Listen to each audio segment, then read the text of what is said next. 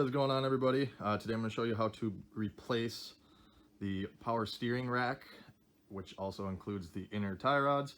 We will also be replacing the outer tie rods today. This is a 2002 Dodge Dakota. Should be the same steps. I'm not sure about the two-wheel drive models, but from 01 to 04, this will be the exact same steps if you have four-wheel drive. The Durangos should also be the same as this. I'm not entirely sure. So if you have a Durango, kind of go through this and see if it's the same steps. Not sure if this will apply for the older generation Dakotas, the 97 to 2000, but I'm sure it will be close.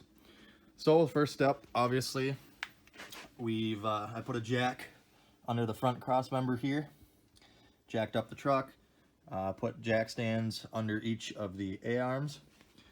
So the tires are off the ground. And now I'm going to go ahead and remove the wheels. If you do not have air tools or any sort of impact to bust the lugs loose, you will want to do that with a breaker bar before you pull the tires off the ground. These should be a 3/4 inch socket. We're going to go ahead and remove the wheels now.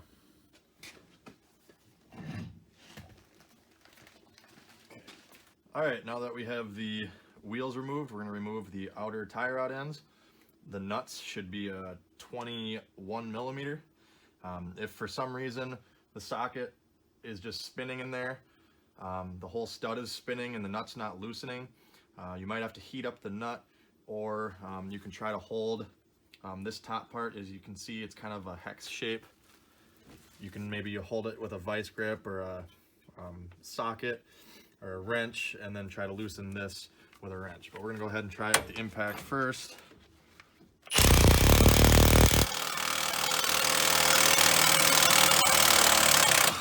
Repeat the same steps on the other side.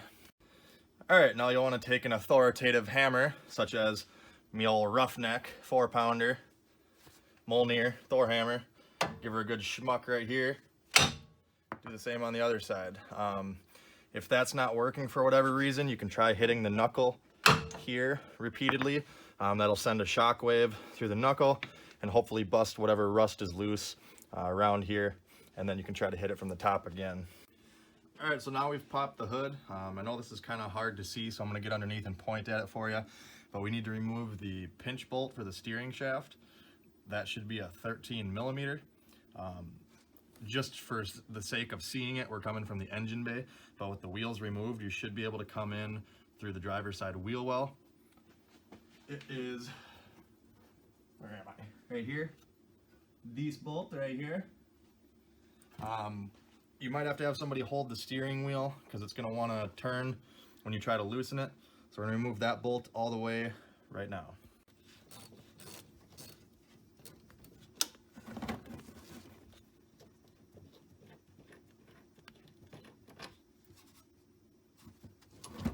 All right, so I apologize for the bad view. This is the best view I could kind of get. The shaft, if it's been on there a while like mine, it's going to be rusty. It's not going to want to come off. So what I'm doing is I'm coming from underneath, and I'm using a pry bar. You can use an extension, a punch, whatever. And I'm coming from underneath on the back side of the shaft. And I'm just going to keep hitting it with a hammer. Et voila. All right, here we are under the truck again.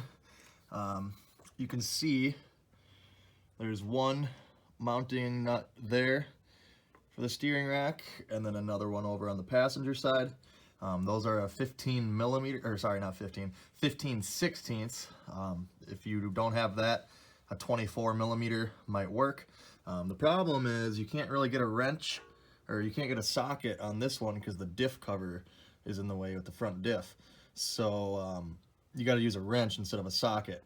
Now the really pain in the butt part is, I don't know if you can tell, but there's what's called a flag bolt or a flag nut in there. As you can see, there's kind of a bracket. See how it's got an L bracket there.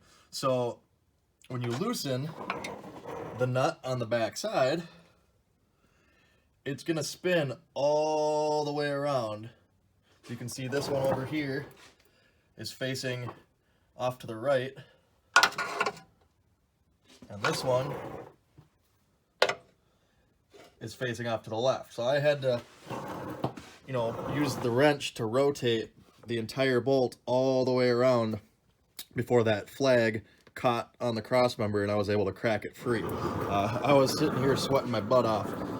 What I did is I put a wrench on it and then I used my foot to push and I grabbed onto the lower A-arm here. I'm not gonna lie, it took quite a bit of energy. It took like 15 minutes to get to it. So now that one, as you can see, oops, you can't see because my hand's in the way. You can see now that the nut is coming off, so I'm going to continue working on that and then move over to the other one. All right, we finally have both mounting nuts removed for the steering rack.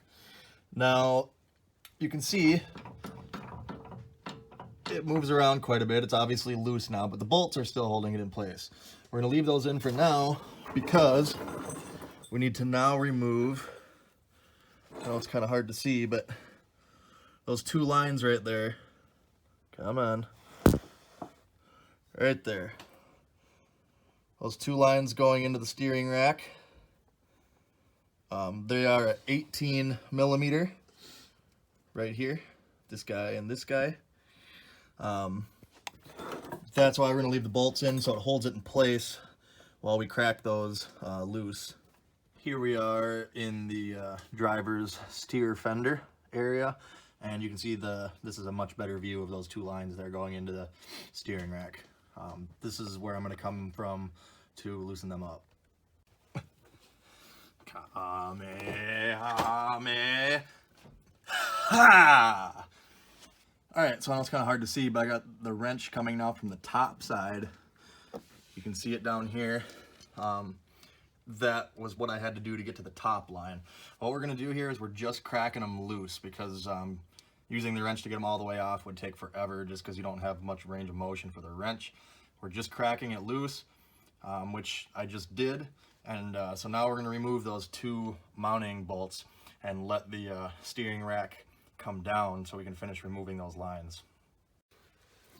All right, so you should be able to just push on the stud or the bolt from the back side. If you have to, you can probably stick a pry bar in this square hole here, or maybe this one, and kind of pry towards you.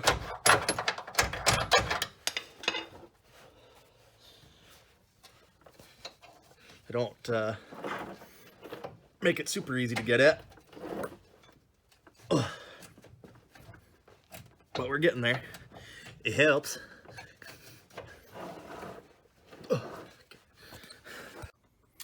Okay, here's a tip for you. The reason I was struggling to get this bolt out, you see how I have the flag bolt orientated.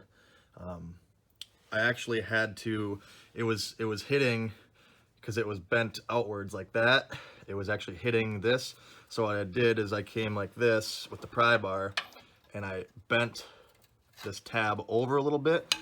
Now it's over just far enough where we should be able to get this guy the rest of the way out.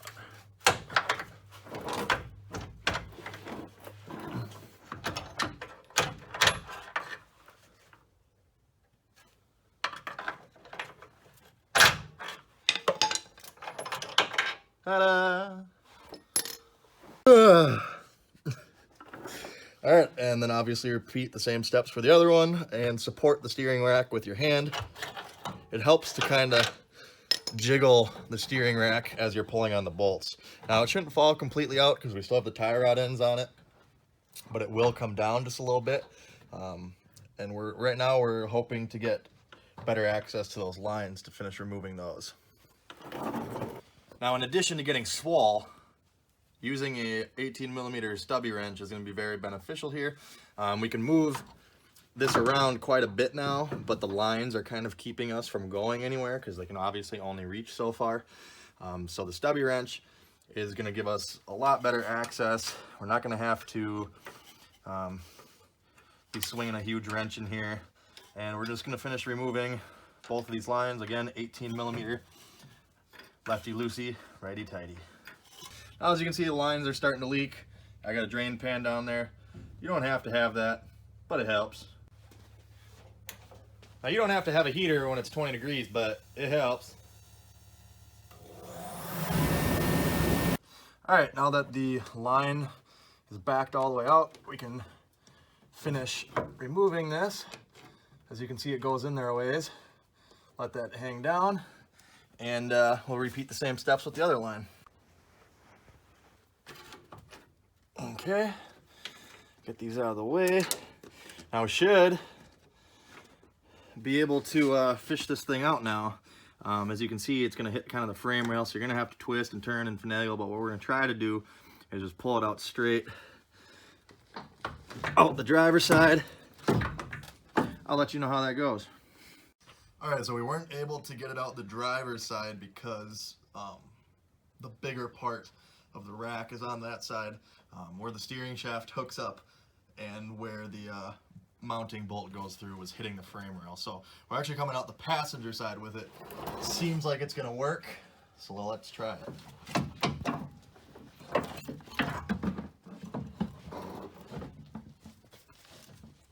You may have to twist and turn and, you know, fun stuff. There we go.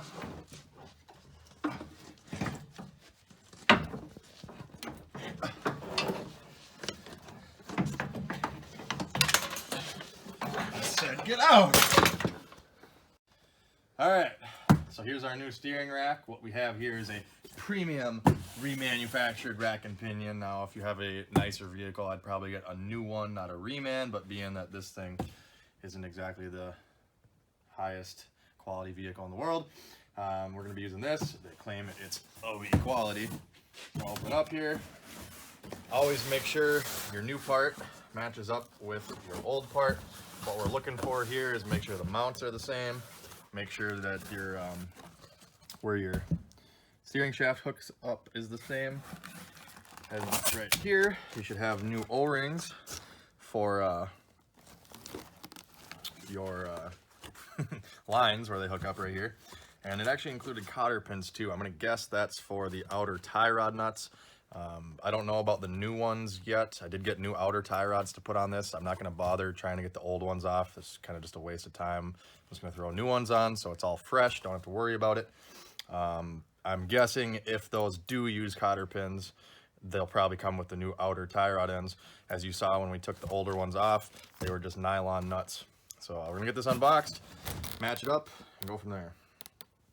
Okay, so we have the new tie rod ends here, and we got a little bit of a goofy situation going on. So as you can see, this box does not look the same as this box. Open them up, and one of them is non-greasable. This one's greasable. One didn't come with a jam nut, one did. One had a different size nut. It was a shallower nut, and as you can see, the stud only has 2 flats on it as opposed to this one as a hex. So boxed them up, went back to O'Reilly. They pulled another one off the shelf, and lo and behold, again, it's non-greasable, and at least that one came with a jam nut and has the same style nut. So I had them check again because I said, that's stupid. I'm not doing a greaseless and a greasable. It's just dumb. So had them check the Moog one, and even according to him in the pictures, the Moog ones were even the same. So I guess I'm just gonna have to live with it. Like I said, at least it comes with the jam nut, so we don't need to remove the tie rod ends, the old ones, to get the old jam nuts. But this, I have a little bit of OCD, so this really grinds my gears. This fucks up my plan. This is okay. These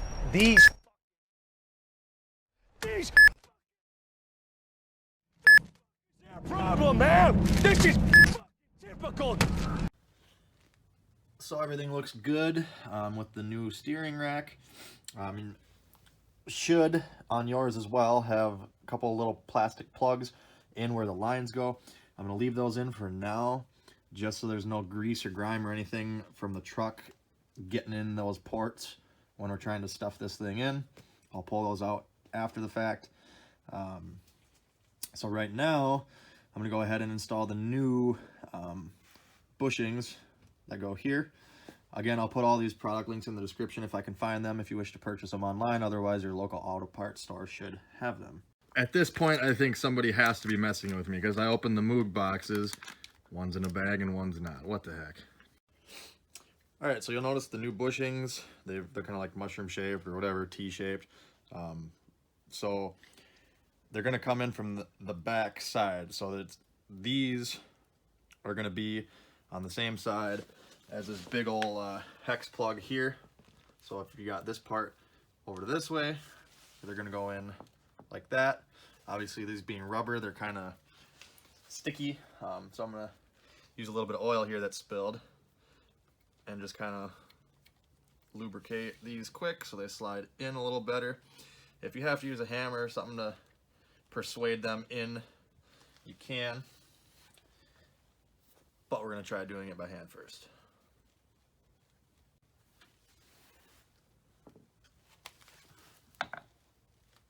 Like a glove.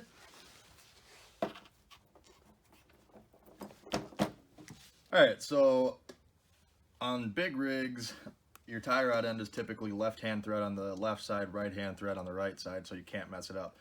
These are both right-hand thread, but if you look at this closely, you'll see that the tie rod end kind of curves just a tiny bit. It's not a symmetrical shape. So if you're looking at it, obviously this is the driver's side, so they kind of curve forward. So using that, you can figure out this one goes there, and this one goes on the other side. Now, there's not a perfect way to measure, or there's a couple different methods to figure out how long. We got to set it the best we can so that your wheels aren't way out or way in. You will need an alignment for sure after this, but you want to get it as close as possible before you bring it in. I was going to just kind of count how many threads were on this rod and do the same with the new one, but of course the OEM jam nuts are thicker than the new ones, so that's not going to work. Our measurement's going to be off. We could measure or count threads and then just subtract the difference here, but instead I'm just going to kind of ballpark it, and I'm going to measure from these little splines on the shaft to the tie rod end where it starts, and in this case we're at about 1 3/8 on the driver's side. So I'm going to put the new jam nut on both ends here, and we're going to spin these on, again making sure the correct one is on each side, and set it to the same measurements that we have on the old one. Now don't forget to install your one grease zerk if you got a greasable one. This one happens to be 7mm that we're going to need. Otherwise, I believe a 9/32 should also work. Yours might not even be the same size, but they don't need to go super tight, just snug. All right, now we are ready to fish this new one up into place. Again, we're going to come from the passenger side, in reverse order how we took it out, and feed it in. Now, if your old steering rack, if there's a core on it, like there's on mine, I got a $71 core, which means I got to bring the old one back. You will unfortunately have to remove the tie rod ends and the bushings. How I did the bushings is all I did was take a 3/8 extension. Should be kind of fat enough. Obviously these came in this direction, and I just used the 3/8 extension with the fatter end facing down and knocked out the bushings. As far as the tie rod ends, all I did was use a channel locks or a pipe wrench to hold the tie rod end, and then I backed off the jam nut, and then you can spin off the tie rod end and the jam nut. Okay, I did remove the 2 plastic plugs out of the ports from the new steering rack. It is normal for a little bit of oil to come out, so you can see the little puddles there and all that. I'm going to take these these plastic plugs and just put them in the old steering rack, just so oil's not slinging all over in the box that I have to return. As far as putting the plugs in, all I did was just use a pair of pliers They're just plastic, they're not very tight, so you don't really need a wrench or anything. Now, as per the instructions, they want you to suck all the old fluid out, flush out the lines, flush out the cooler if you have it, and then use a vacuum bleeder to bleed the system. We don't have any of that, so I'm going to show you a couple different ways. And you know, mine wasn't whining or anything. There's no excessive metal particles or any debris in the fluid. The only reason I'm replacing mine is because the one boot started leaking and the inner tie rod was bad. And to replace the inner tie rod, you basically have to replace the steering rack unless you're going to rebuild it yourself. So I'm not going to bother with flushing any of that. If you are, what you would do is probably take some sort of pump and suck the fluid out of the reservoir, or pull the lines off underneath, and then you would disconnect your power steering lines and blow air through them to blow out any debris and old fluid. So I'm gonna skip that section. I'm sure there's a few videos showing how to do it if you do need to do that. So right now what we're gonna do is just remove the old O-rings for our 2 lines and install the new ones. All right, it's kind of hard to tell, I'm sure, on film, but these lines are actually kind of mushroomed at the end of them, so it's kind of hard to pick these O-rings off with just your fingernails. So I'm going to use just a little pick here, or in this case a big pick. You can use a flat blade screwdriver, whatever. I mean, you could even, whatever. You get the idea. Flick that off.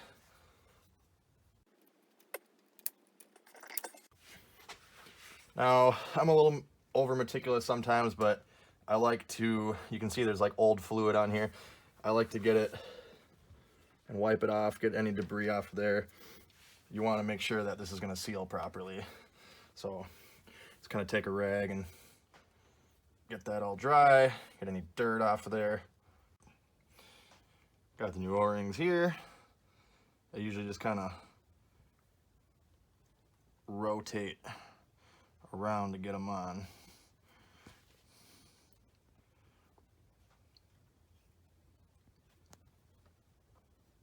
There we go. You want to make sure that they don't twist or roll too much, otherwise they can tear or stretch.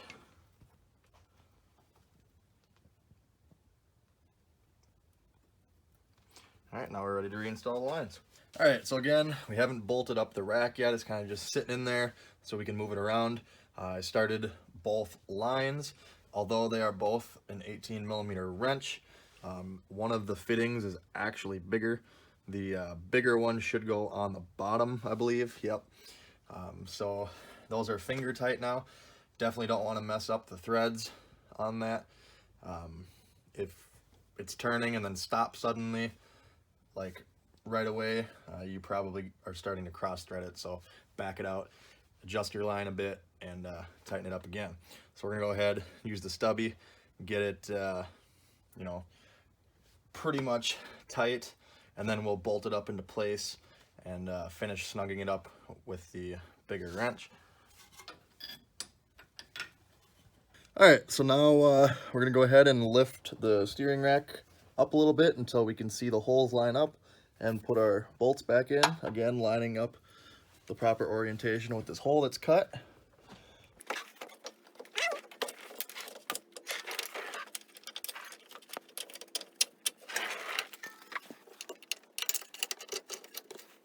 Now we'll reinstall our 2 nuts. Remember 24mm or 15/16. I don't have a torque spec on these, and again, we can't even get a torque wrench on the one anyway. So basically, when you're using a wrench of this size, I mean, obviously the bolt's a good diameter, I would just pull nice and tight with this wrench. All right, so I was a little bit off here. As you can see, maybe the new tie rod end nuts are still different size, so that bothers me. This one's a little bit bigger, and it's got like a friction grip on the bottom. This one's just smooth. I've already checked, they're the same thread pitch and diameter, so I'm just gonna reuse the OEM nylock nuts so that they're symmetrical. Remember, this goes from the bottom up to the top. Might have to give it a little palm in there, move the knuckle a bit, and rotate it up into place.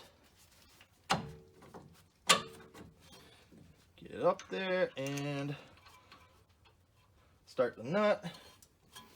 And repeat same steps on the other side. All right, again, this is a 21 millimeter if you're using the OEM nuts. If you're replacing them, you'll have to figure out what they are. Just gonna snug it up with this for now. Obviously, 1/2-inch cordless impact. I'm not gonna go full bore with this thing. I don't have a specific torque spec for you. If I had to guess, it'd probably be somewhere in the neighborhood of 40 to 60 foot-pounds. I'm just gonna do it by feel. Obviously, you want it to be tight, but you don't want to strip it out or snap that stud. So something like, that is probably good. If you have a spot for a cotter pin, install your cotter pin and bend it over so it doesn't fall out.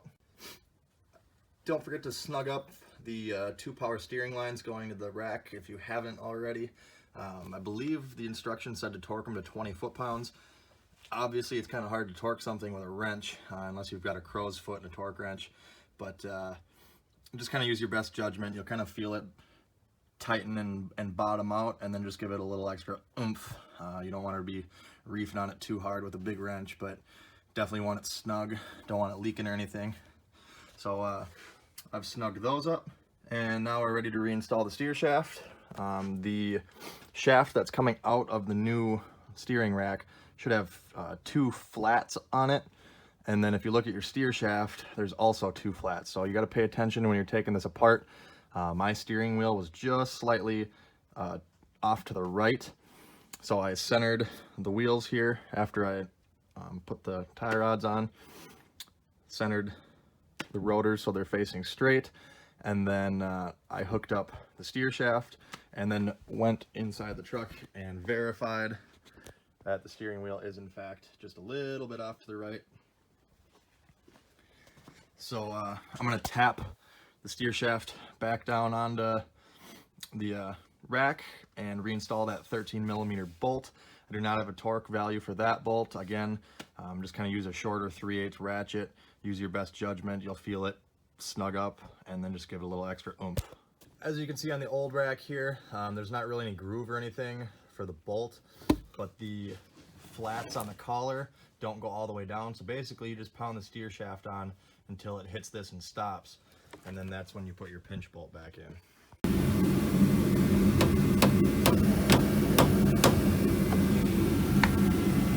Now what we're gonna do is turn the key 2 clicks forward. Not gonna start it yet, but we just wanna turn the wheel all the way right and then back all the way left, just to make sure we're getting full range of motion. Nothing's binding. We don't want, if it stops prematurely, you may have, your steering wheel may have spun around 1 too many times before you hooked it up, and you may have some wires or something in there binding. You don't want to force it and rip those. So in this case, we're good. Now we're ready to bleed. You're hit. You're bleeding, man. I ain't got time to bleed. Oh. Okay.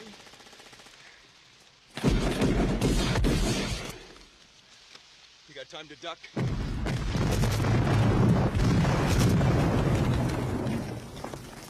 So now we're going to remove the power steering cap.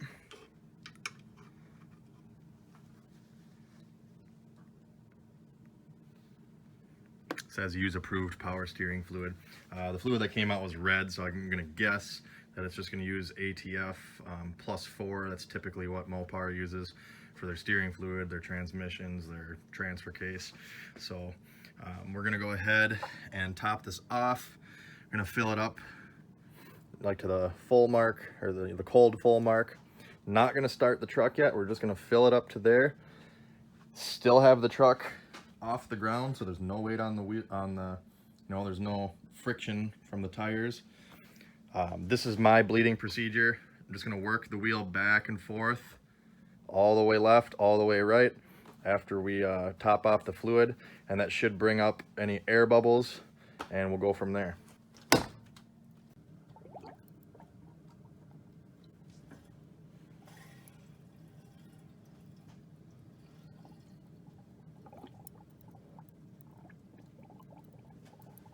Now this does take a while. You may have to work the wheel back and forth a good 20-30 times with the engine off before you stop hearing weird noises and the bubbling starts.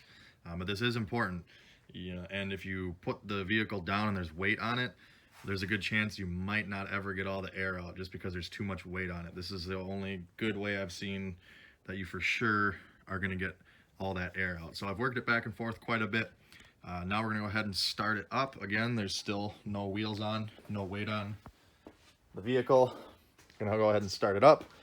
And after you start it, work the wheel back and forth a couple times, shut it off, go check your fluid level, top it off if you need to, and then fire it up. Keep working it back and forth. Again, might have to do it 20 times or so until you're whining or, it's all purged out. So we're going to do that now.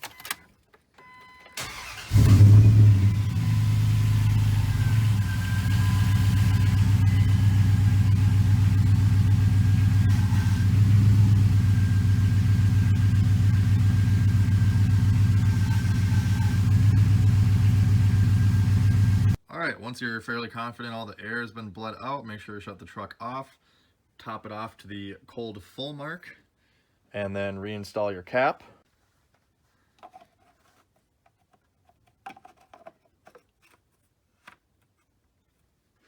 Alright, now we're ready to reinstall our wheels.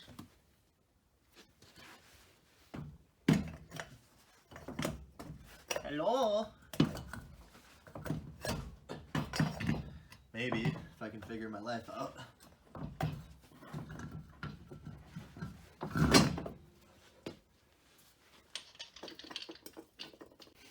Again, 19mm or 3/4 socket. I like to tighten them in kind of a star pattern, alternate it.